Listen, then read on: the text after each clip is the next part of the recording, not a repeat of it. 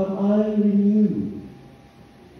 Am I changed for the better by the passion, death, and resurrection of Jesus? Why ask about being renewed? About being changed for the better?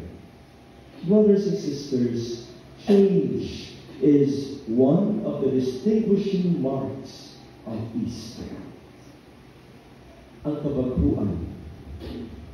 In the first reading, we listened to Peter from the Acts of the Apostles.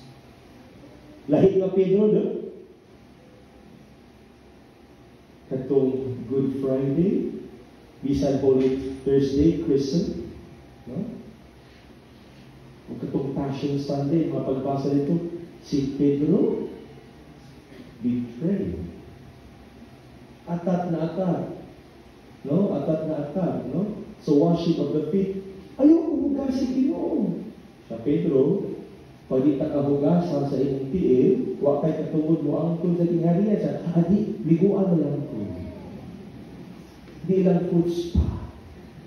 No? Okay? No, itong hubili ni Father Andy, itong Chris, itong Mass of the Supper, the Last Supper, Mass of the Lord's Supper. No? Pero karon lahi ni nga Pedro. A very brave Peter. From a Peter who is so attack na attack, pero pag naanagay sa sitwasyon, wow. Who betrays siyang master. Okay?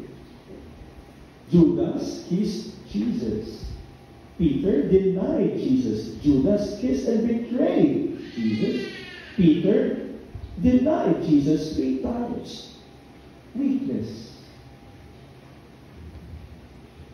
A weak person. But now, a very brave man. He confessed the resurrection of Jesus